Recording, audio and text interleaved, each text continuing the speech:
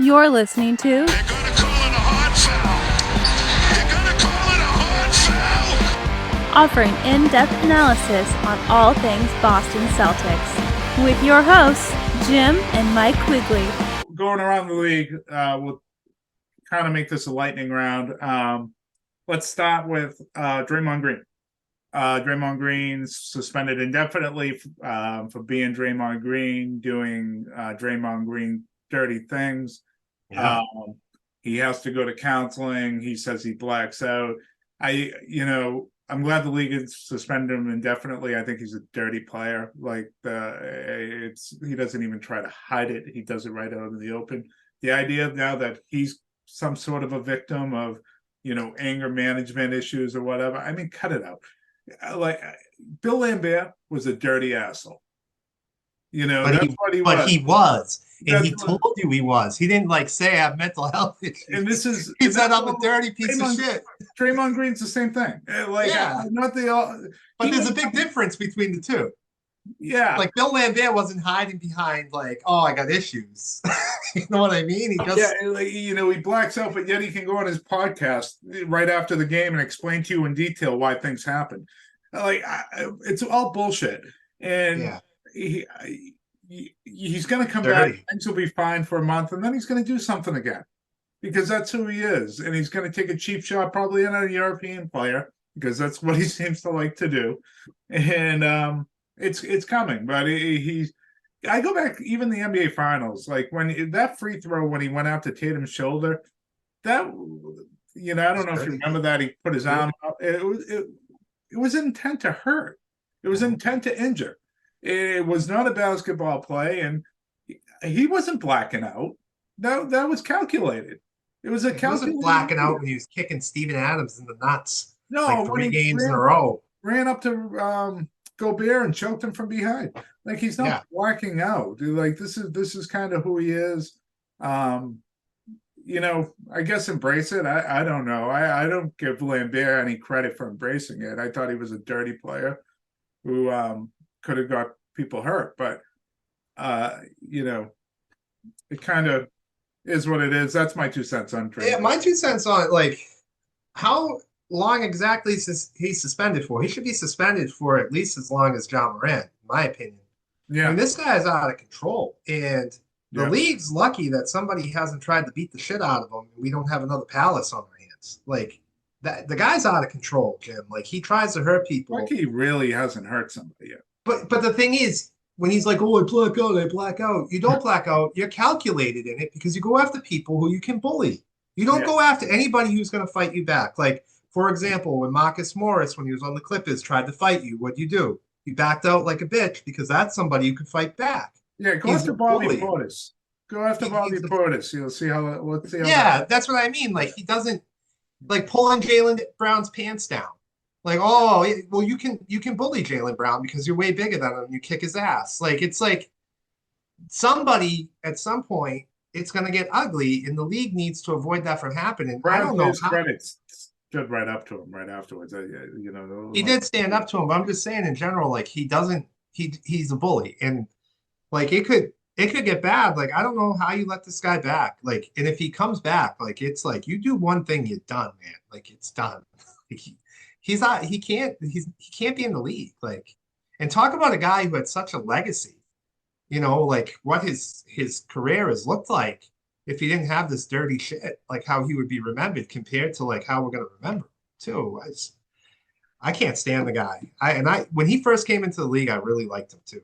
I really liked him. So the lightning round's going a little bit longer than the light round should. So next, Giannis Antetokoumpo, scores 65 points.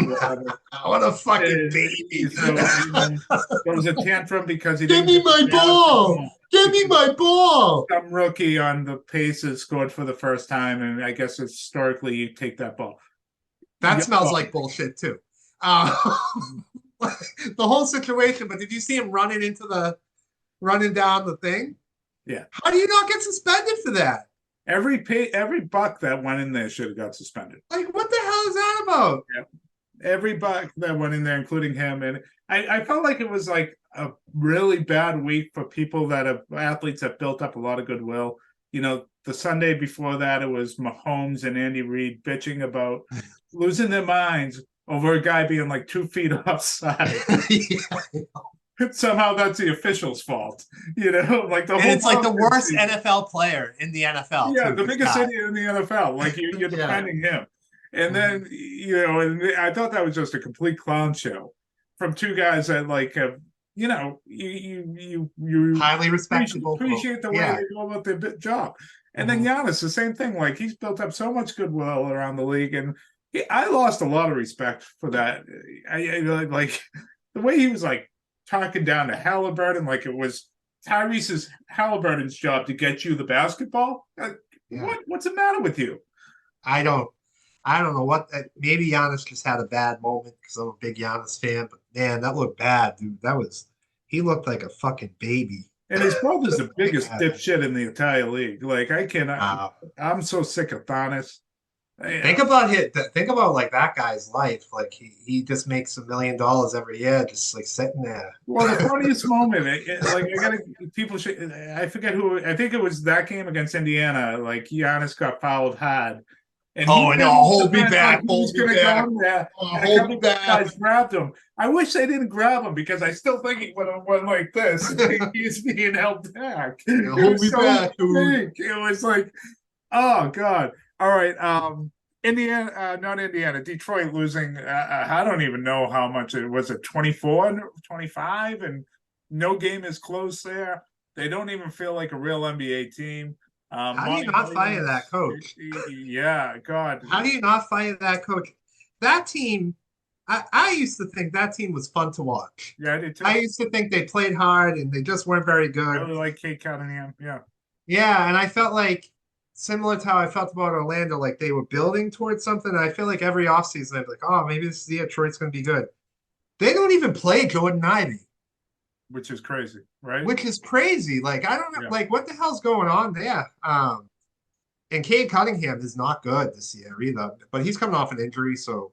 Right, Monty Williams got to be fired. If you ask me, I think he needs to lose his job. It looks like a team that has just completely lost themselves. It's really, it doesn't even feel like tanking. It feels like just bad. They just can't. There's no way to figure it out. The last thing, Mike, the officiating. You've seen Nikola Jokic get ejected twice. You saw what happened with Tatum and Brown. I know there's been others around the league. Even Chris Paul. The Chris Paul one was horrible. I mean, I forget the ref's name. Chris Paul's behavior. Maybe that just was. No, the ref was talking shit to him. Yeah. And enticing it. And then when Chris Paul turned around, he threw him out of the game. Yeah. So, like, speaking of babies, this year there are no bigger babies in the NBA refs. And this needs to stop. Jaylen Brown shouldn't have been thrown out of the game. This is crazy. Like, I don't understand what's going on with these refs. Like, they're on a power trip. Maybe they're new refs, but it's a bad product because of them. And they don't do a good job half the time. Like, here they are throwing guys out of the game, and every single time there's a green light special, we have no idea what direction it's going to go because even though it's right in front of our face and we know what's happening, we don't know what the ref's going to do. No, as opposed to the game you were at, right? The game that you were at, a veteran crew, if you were getting bumped, you weren't getting a call. Mm-hmm. But it stayed that way through the entire game. It was consistent. They called it. We weren't blowing the whistle on Friday night too, actually. On a bump. Yeah. It made for a really enjoyable product, and I think players were frustrated early on, and then they figured it out. Hey, this is how they're going to call it. So we just got to keep playing this way. And it wasn't, as you see, happen so often in the NBA, where especially with the younger officials, where you have it called that way in the first half. In the second half, it's like they're overcompensating, and you have 50 foul calls, and the players have no idea, how the game's being officiated at all. I thought both games against Orlando, you're right, the Friday night game too, I just thought it was very well officiated from the standpoint of this is how we're calling it, and it's going to be consistent. Physicality isn't going to get you a foul. Mm-hmm. Whether that's the letter of the law or not. This is how we're going to move forward. And I think everyone from the fans to the players on the floor appreciate that. I don't I don't know if it's younger officials that are doing this with the T's. I don't know how Jokic has already been thrown out twice this year. That's crazy. Former MVP, guy that people pay money to go see. I thought the Brown ejection was just absurd. Jimmy, you know how bad the bench, ejections are? That when they ejected Jokic, the away crowd was booing the officials. That's how bad. Yeah, no, Chicago, and you're seeing often. I know this. I think it happened with both Tatum and Brown. It's the official, not even necessarily who the player is arguing with. It's who the official. It's the official coming in. It's like the second or third official that comes in and tees him up and throws him out. I think it's certainly a problem for the league. Yeah. I think they've done some good things where players aren't allowed to step. That's an automatic technical. If you step towards an official, if you gesture at an official, that's an automatic technical. I think those are all good things. I think that cleans it up.